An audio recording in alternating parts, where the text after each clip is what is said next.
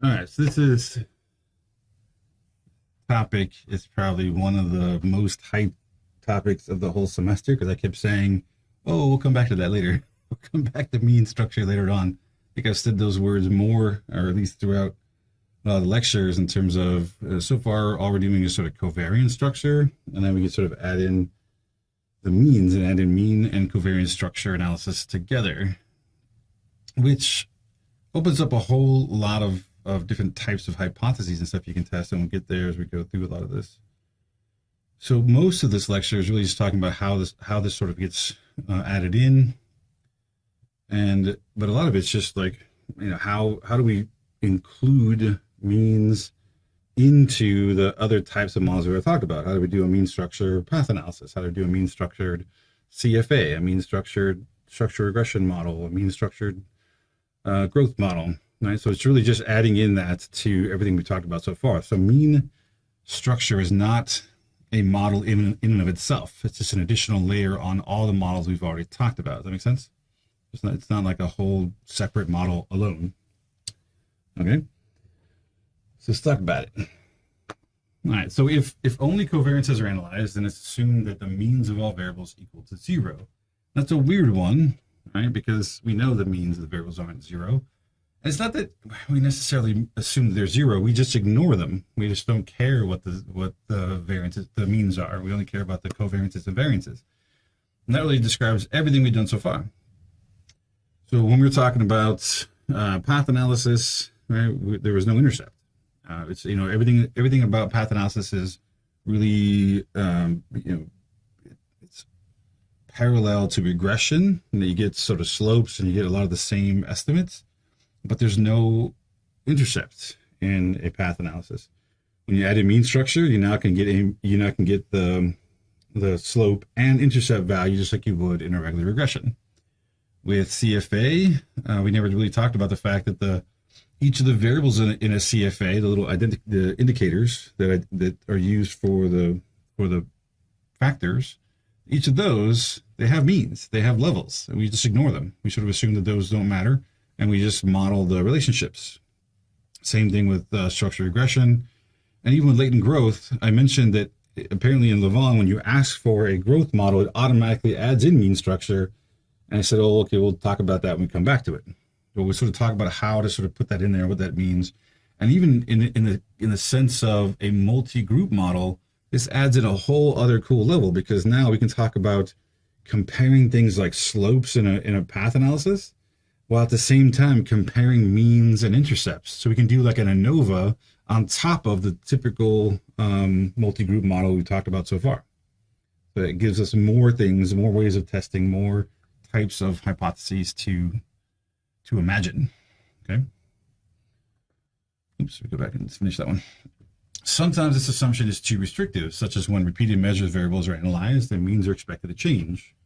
So if you're trying to track growth, it makes sense you want to look at change in mean over time. Means are estimated in SEM by adding what's called a mean structure to the model's basic covariance structure. So its structural or measurement components now actually have means added in. I don't think I get too much.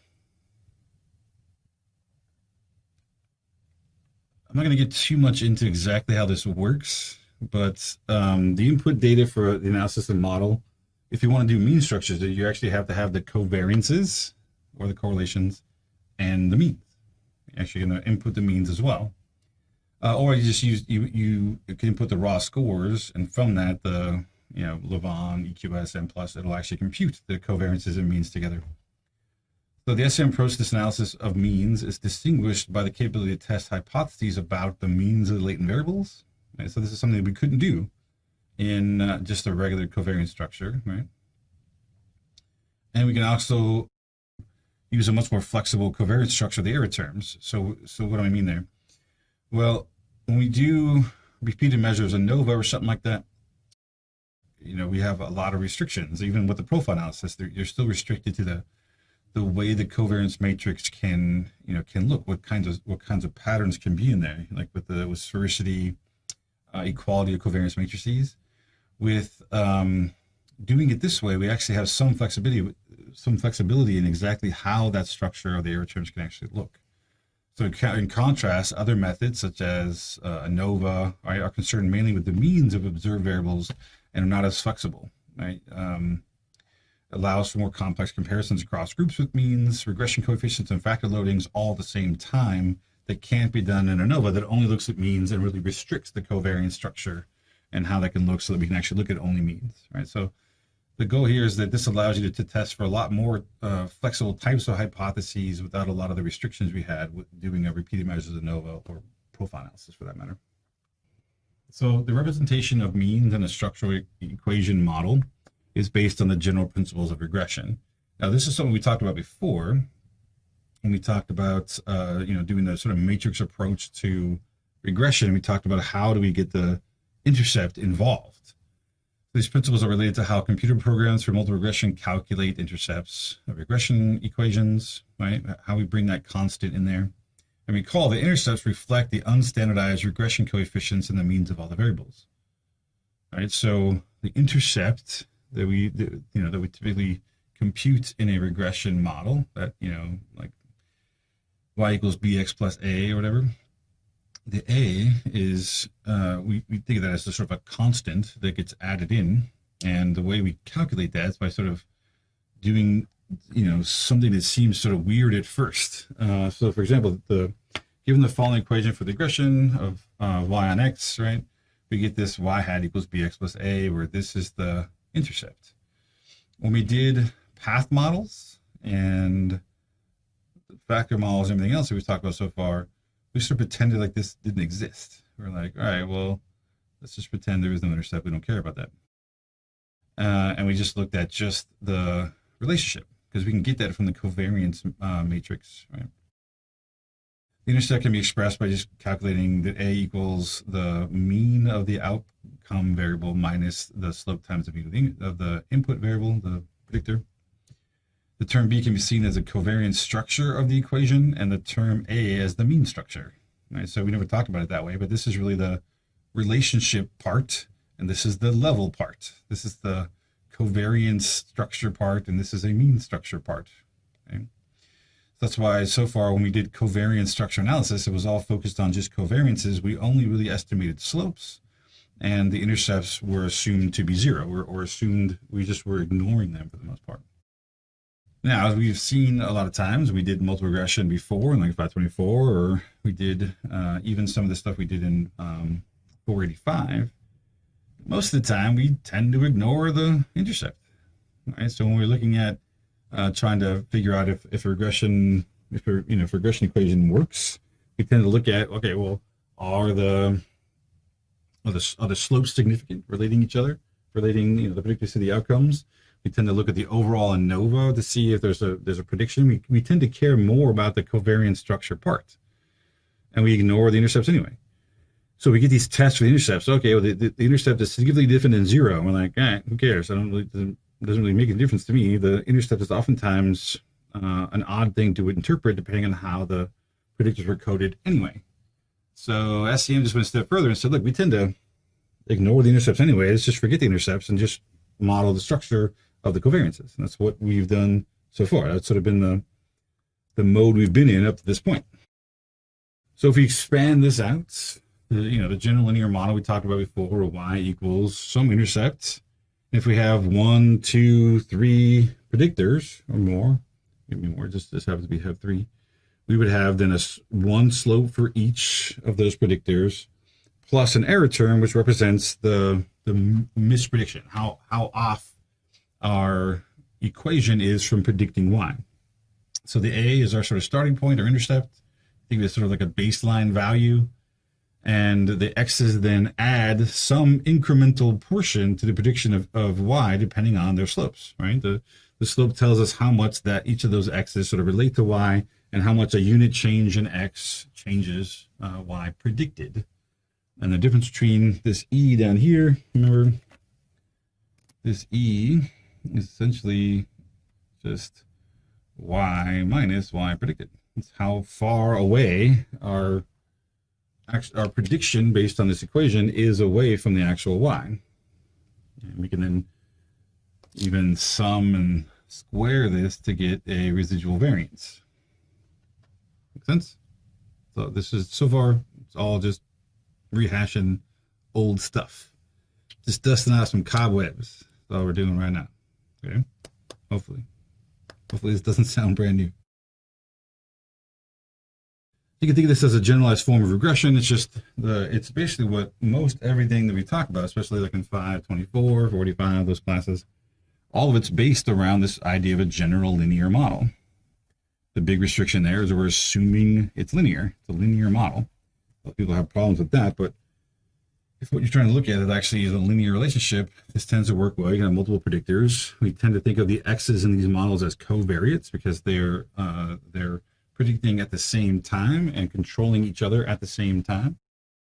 They're all sort of functioning simultaneously to predict y.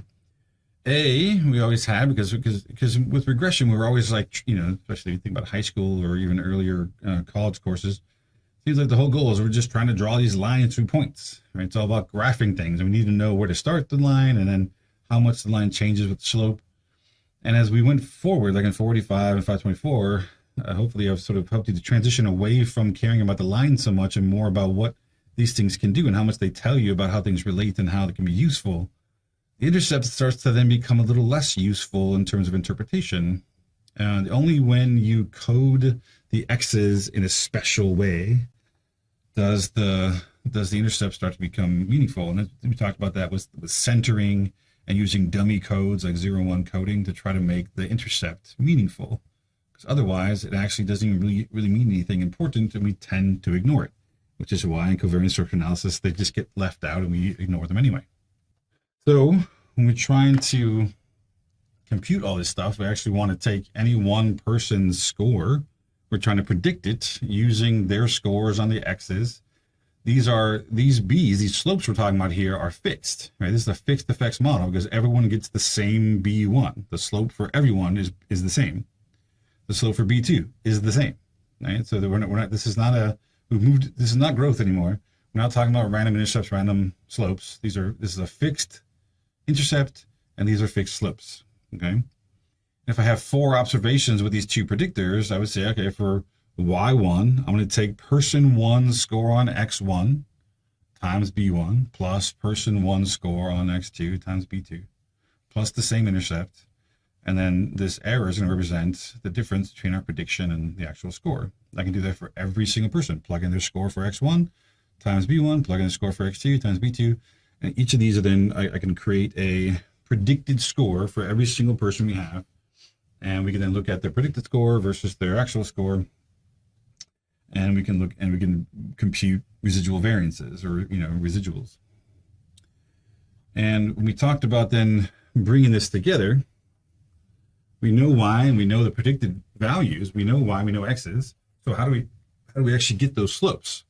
Well, in 320, in 320 and places like that, before this, if we took it somewhere else, maybe not 320, but whatever your sort of junior level stat scores, you taught these sort of very specific equations on how to compute the slopes. And when it comes down to it, when you actually have multiple predictors and multiple regression, those equations become super complicated because you had to control for each of the other predictors. They become a lot more complicated than when having one predictor. So more than likely, the equation, these computer programs like SPSS and Excel, they're not doing it that way. They're doing it sort of through mixed algebra, which we talked about before. And they're basically trying to do something like this, where we have a vector of y's, right? We have a matrix of the predictors. This is typically called the design matrix, as said down here, but this isn't quite a design matrix, and I'll talk about that in a second. We have the coefficients we're trying to estimate, and then there are these errors that are then coming out of the model when looking at the actual y values and not y predicted, and we're trying to solve for all this stuff, right? So this has the outcome variables, it has the predictors in it, it has the slopes and the errors in it, but what's missing? The intercepts. Okay, yeah. So we're not getting the intercept value. So we don't have a way in this model to then capture the intercept. So how do we do that? How do we actually get the intercept into this model? What do we do? What was the weird thing that we did to get the intercept to be calculated as part of this equation? column of ones. Yep, exactly right. So a real design matrix officially has a preceding column of ones in it. For every single person, it's just a constant of ones, which sounds odd. We can bring intercept in by simply altering the design matrix with a column of ones, and you'll see most design matrices when it comes to matrix algebra, and even in places like syntax and SPSS, you often have to put this column of ones in there to get it to work. So the ones, when regressed onto the y's, right, will actually allow us to compute this intercept value. So oftentimes the A gets put in with the B's and it seems confusing. Like, why would this be in the same vector? And it's because it really is part of the same idea. It's really, A is oftentimes called B0. Right? So this could be B0, B1, B2. So they're all B's. And even in SPSS, the intercept, the constant value, is given to you in a column that's called B. Okay? So the constant is a B, so is the slopes. It's because it is a special B that is the intercept for all the scores. So once we have this, we can get this idea that our Y, our outcome measure, is a product of our X's with this fancy 1 in here, right? This actually says 4 by 2. It really should be 4 by 3 because there's that 1 there. And B now, this isn't 2 by 1, it's a 3 by 1. Should then give you a 4 by 1 at the end. You can add in the 4 by 1 with the errors to give you a 4 by 1 here. This really should be 4 by 3, because there are 3 columns.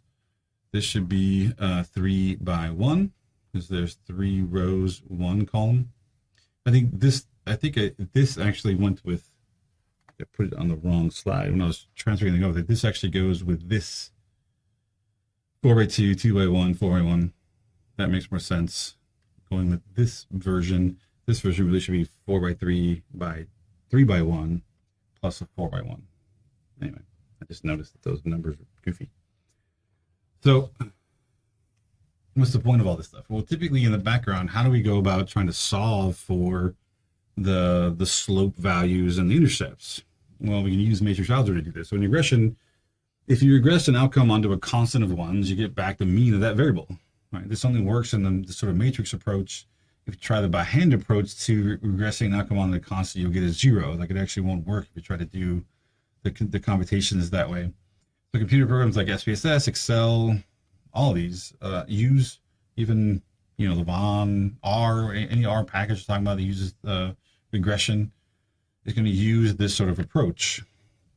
So here's the same example that we went through in Psy534.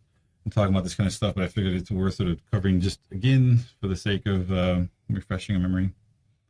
So this is a small data set. It's what, 9 scores? Am I counting that right? Yeah, it's like 9 scores, which is weird. 9 scores. There's a predictor X, an outcome Y, and we know the mean here is 45. The mean for the predictor is 72. So we can look at this is just. If I did this is just using Excel because it's easier to do because you have a little more flexibility here than you do like an SPSS. But run this, it tells me, predicting Y from X, okay? It tells me that the intercept value is 15.362 and the slope connecting X to Y is 0.412 roughly. And it's not a significant prediction. That's not really matters here, right? None of this stuff is significant, but we do, we do get an intercept and a slope predictor here. What I did here, well, as I said, all right, I'm just going to create a regression equation that just predicts Y with just the constant. Let's go back a second. So I'm going to take X out and just predict Y. Just take Y and predict it with this constant of ones. When I do that, and I had to tell it to leave the intercept out because if it tries to do that, it'll freak out. So I left the intercept out. That's why it says like not applicable across there. But what's the regression coefficient I get? Well, it tells me that when I regress Y onto a column of ones, this constant of ones, I get 45. Well, 45 is the mean of that variable. So if I take y and regress it onto a constant of 1s, it gives me the mean of the variable. With me so far? So anything that gets regressed onto y spits back out the mean. If the thing you're regressing, right, is a like y regressed on 1, well, at the same time you actually have another predictor, like if you have x and the constant at the same time, it doesn't give you back. So here's the slope that I got before. Go back a second. Here's that slope, 0.412, okay, 0.412. And I also get back, when regressing the constant, I get back the same intercept I got in the beginning too. So if I regress, if I leave the intercept out and say I don't want an intercept, but I regress x and the constant on y at the same time, it spits back to me the exact regression coefficients that I want, because that's actually what's happening in the background. When we're actually asking for a regression, it's saying, all right, we're going to regress, oops, wrong way. We're going to regress both x and this constant of 1s, we're going to regress y onto x and the constant of 1s at the same time. It's going to give me, because it's the same approach in terms of regression to compute a slope. It's just when you compute the slope for this constant, it gives you the intercept. When you compute the slope for a variable like this, it gives you a slope.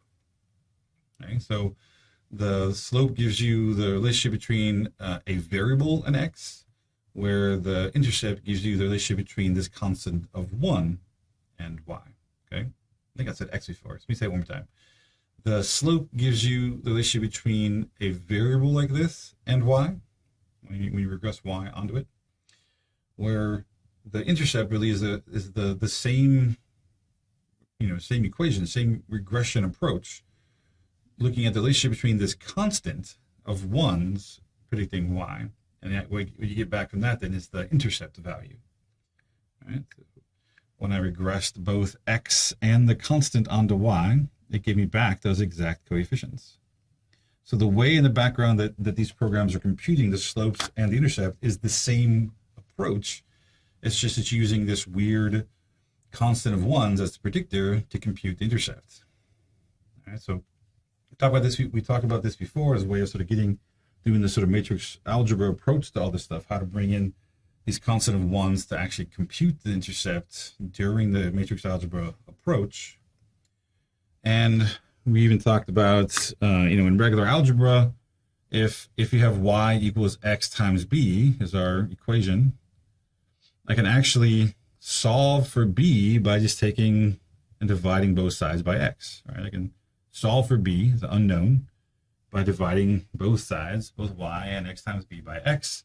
That gets rid of the x, and then you have y divided by x equals b. So another way is to, you can also take y and multiply it by 1 over x, the inverse. So since we can't do all that stuff in matrix algebra, we can't divide y by x, but we can actually figure out the inverse of x and then multiply. So y, this is a matrix, or a vector at least, and x is a matrix. So if I invert this matrix, multiply by y, it'll actually then give me the b values. What's the issue with that we talked about before? What shape do these have to be in order to do that? If I want to be able to take an inverse of x, what shape does it have to be? Got to be a square matrix. How often do you have the same number of people as you have number of variables in a particular matrix, right? Hopefully never. That'd be a really bad data, or it'd be a really bad data set. So we typically have to do, just to remind you, this sort of like pseudo-inverse things that we talked about a long time ago, where we do this thing to make a matrix square. We take and transpose it, multiply by itself. That becomes a square matrix. We can then invert that and then multiply it again by itself to bring it back to its original shape. And we can use that thing as a pseudo-inverted matrix. And it's actually what gets used to then compute the slope and intercept values in matrix algebra sort of in the background. So these 2 slides, or 3-4 slides, are taken directly out of like the Psy534 slides. They're exactly the same, just to remind you this stuff's going on in the background. Because these same things are going on in path analysis. The same things are going on as we're doing all this stuff to try to solve for the slopes, to try to figure stuff out. But mainly the bottom line of this whole story is, in order to do all this stuff in matrix algebra, we had to bring in this weird constant, this column of ones, is how we were able to introduce the intercept value into these equations, right? Was by regressing things onto ones. Well, SEM models, path models, and those things are no different. So when we talk about mean structures, talk about mean structure analysis, or something that's called mean and covariance structure, or mean and covariance models. So a multiple regression computer program calculates intercepts and means by regressing variables on a constant. So this constant usually is 1 for each case, and it is represented in model diagrams with these symbols. So in SEM programs or models, diagrams, you'll usually see either a triangle with a 1 in it, or some square that just says constant, or if in the case of EQS, which I kept in here just because, they use this odd thing of V999. So these two things are synonymous. Just this is specific just EQS in case you ever use EQS. Their version of the constant of 1 they call V999. I don't know why that's what they call it, but that's what they call it. So we have other places you'll see it just referred to as constant. Other places you'll see it written in as a triangle with the 1 in it, indicates that is the constant, and any predictions going from these things to the variables then is estimating the intercepts or means for those variables. I'm talking about which is which and when you find what in a second, but this is how we sort of introduce these into model diagrams. And it's the same thing that we're going to do when we start talking about how they get brought into the syntax and things for different programs, is by adding in this constant of 1s. Oftentimes it's actually easier than that. It's just by telling the program that you want to do mean structure. But in Lavaan, it's like mean structure equals true. And then it automatically builds in this constant of 1 into the equation, and you get the intercepts. In some cases, like the growth models, it does it even when you tell it not to, or even when you don't tell it to, right? It automatically adds mean structure in there. So the symbol 1 in the triangle is from the sort of that McCardle-McDonald. It's like the reticular activating model or something like that. Is their version of SEM. They're the same ones that actually use the headphones to display variances on variables. They oftentimes will use that triangle. The word constant or rectangle, or the use of V99 variable in EQS is an EQS convention. But sometimes you'll see constant used. It gets a little bit tricky because the reason I think people start using a triangle is, all right, well, if a square is a measured variable and a circle is a latent variable, then putting constant in a square is confusing because this is not a variable, it's constant. So yeah, it's not a latent variable. It's not really a measured variable either, though. So we needed some other thing, some other way of representing something in a model that is a constant. So I like that they actually use the triangle. It actually makes sense. It's a different shape. So triangles mean constant. Great. It's not a variable. It's not a latent variable. Perfect. Some authors do not use a special symbol. Sometimes it's just not even shown at all. Like the only way to know that they're running a mean structure model is by reading in the narrative that they say we did a mean structure analysis. Sometimes they won't even say that. You have to sort of look at some other things that might indicate to you that there's a mean structure analysis going on. I'll talk about that in a second too. Differences in degrees of freedom and other things going on. But sometimes they make it difficult to even decide what they're doing, period. So sometimes they're not perfectly clear whether or not a mean structure analysis was done versus a covariance structure. Sometimes you can take wild guesses. I guess they're not that wild. You can take pretty educated guesses depending on what program they use. So for instance, if someone is modeling things through M+, it's probably safe to assume they're doing a mean structure model because that's the default in M+. So unless they talk about how they took that out or they turned it off, they're likely running a mean structure model because that's the default.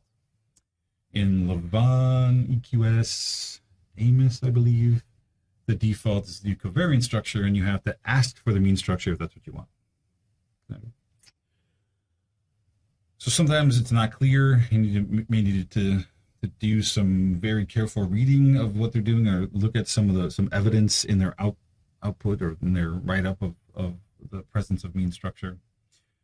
It's used here to explicitly designate the analysis of means. So anytime you actually see the 1 in there, the constant or V999, or you mention a mean structure, it's telling you that it's actually bringing in the means and actually doing a mean and covariance structure analysis. All right, so let's talk about how this works in something like Lavaan. So here's that same example, exact same thing, right? Y has got a mean of 45, X has got a mean of 72. It's only 9 scores, I think. It's a constant of 1s there. And we're actually not going to use this. It's in the data set here, but we're not going to use this because we don't need to. The programs, Lavaan, EQS, M+, Amos, and there's probably a bunch of other ones. I think that the Cardinals is like Ramona. There's a bunch of them. They all have sort of these constant things built into it.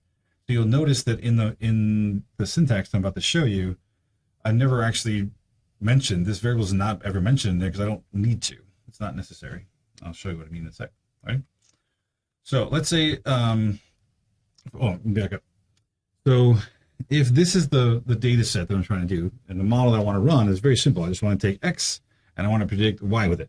Right? So I'm just taking X predicts Y, which is the same thing we did back here in the regression. So I should get very similar results. So look at the 0.4112. Actually, I'll write it up here. Put it down here somewhere. What are they? 0.412. Yeah, that's the slope. The intercept is like 15.362. Just to see how close we get to those two things. So this is the slope, this is the intercept. Okay, with those two. All right.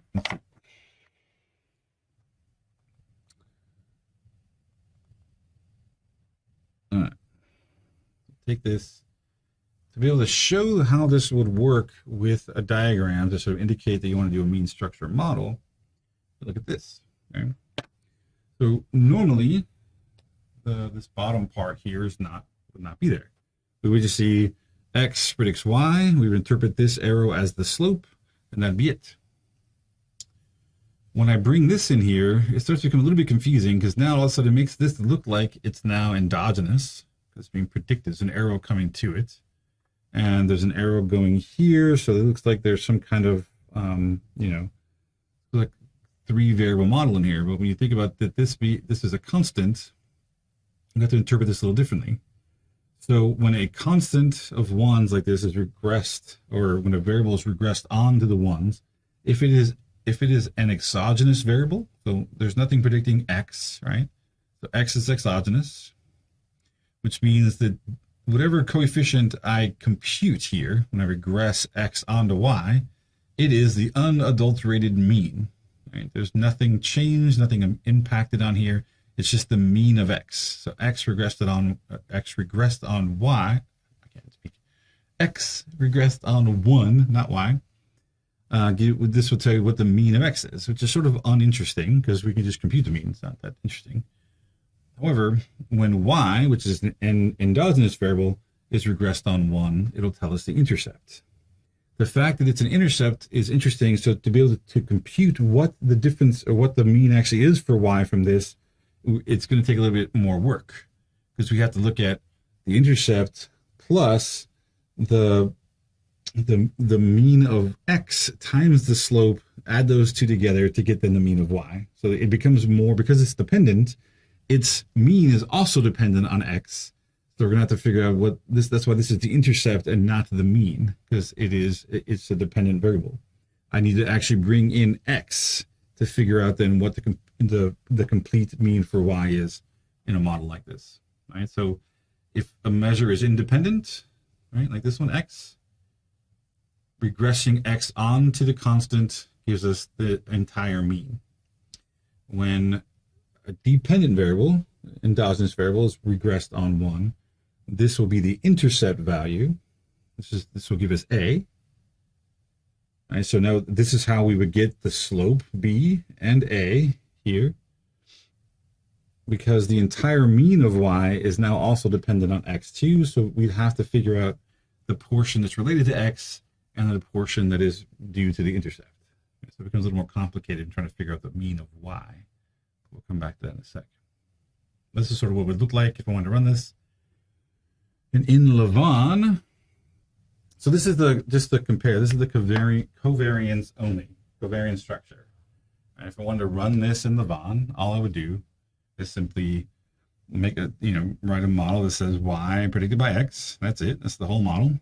And then I would fit it. My data here is I called example. And I would get a summary for that. I'm asking for standardized just because I can then get this output, which is really hard to see, but let's see if we can read through it somehow. Can you see that okay? Or is it too small? So we're estimating two parameters. What are the two parameters? We're estimating the slope. And it's not being shown here, but there's an error variance for y. The variance for x is not counted because it's independent, but there's basically those two. We're estimating the slope, and the error variance for y are the two parameters we're estimating. It says we have 10 observations, so I must have been miscounting earlier.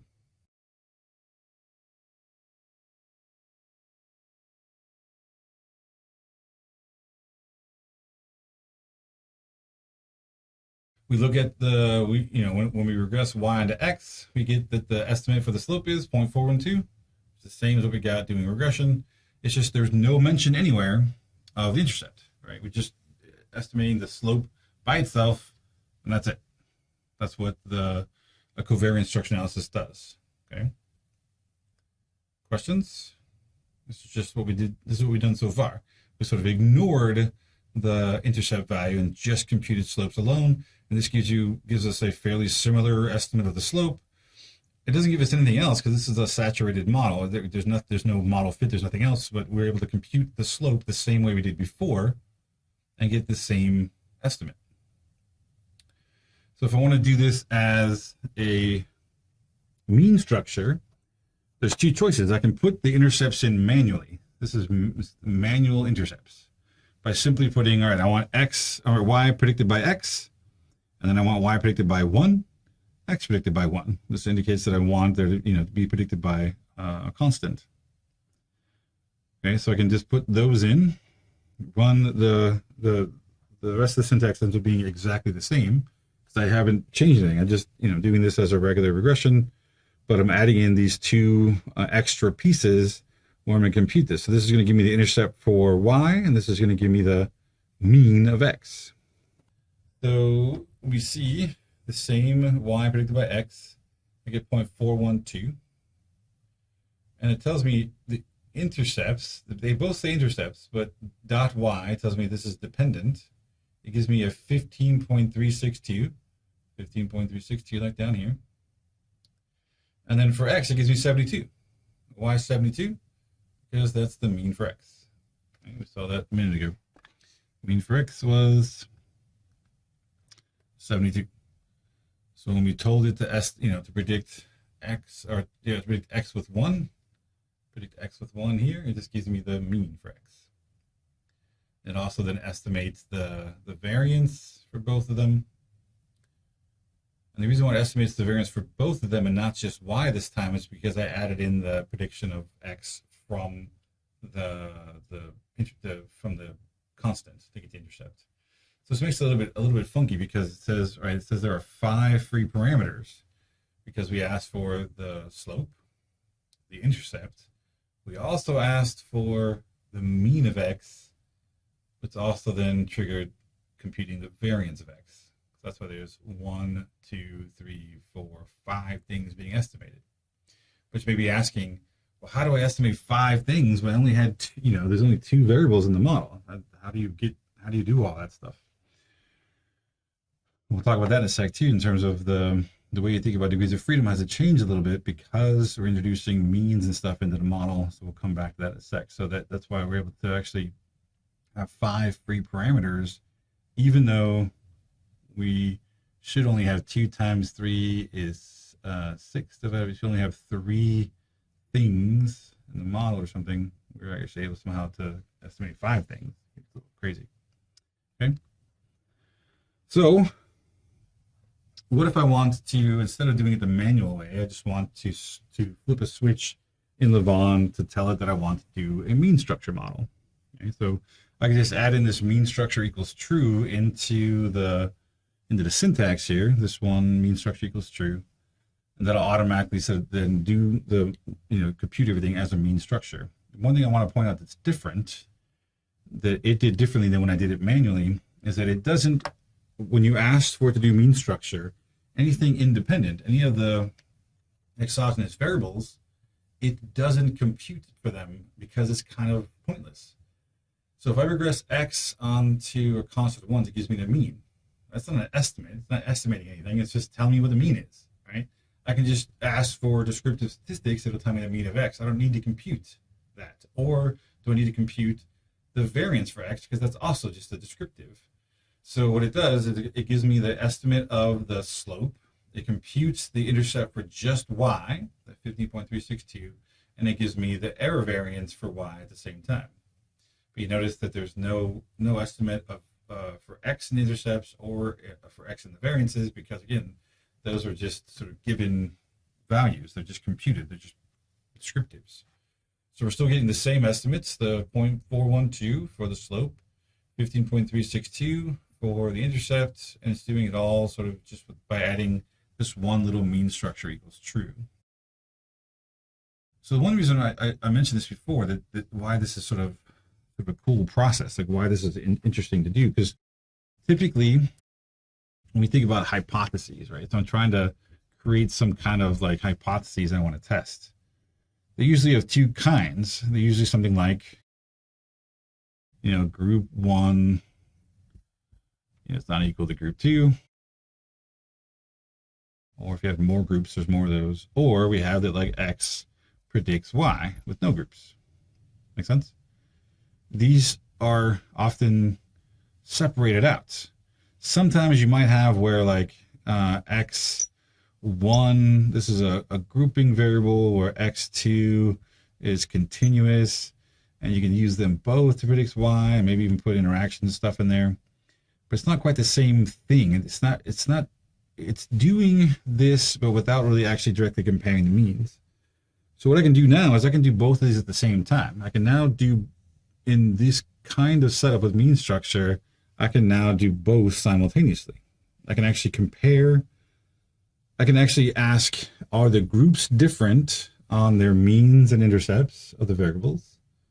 While at the same time asking, does x and y predict one another? Is there a prediction there? At the same time, this is my b value, right? I can also ask, is b for group 1 different than the b for group 2? I can test a more complicated hypothesis that asks, are groups different in their means? This is the group 1, the mean for group 1 is different than the mean for group 2. I can ask that sort of t-test or ANOVA question. I can ask the regression question, and I can go a step further and in the same model ask a question about whether or not the groups are equally predicting at the same time. You can expand this out to mediation. Is there moderated mediation? Are the groups different in their averages on the variables or different in their intercepts? You can ask a bunch of questions all rolled into one analysis. By simply adding mean structure in, you can then do a multi-group model that constrains the coefficients, like the slopes. It constrains the means and intercepts of all the variables. And you can ask a lot more complicated or complex questions about, well, the means and intercepts on the two groups are the same, but the slopes are different. The slopes are the same, but the means are different. You can actually have a lot more complicated answers about how groups differ in a regression model in both mean and both mean level, and in prediction, all at the same time, all in one model. It's something that you may not have ever thought about doing before. Now you can.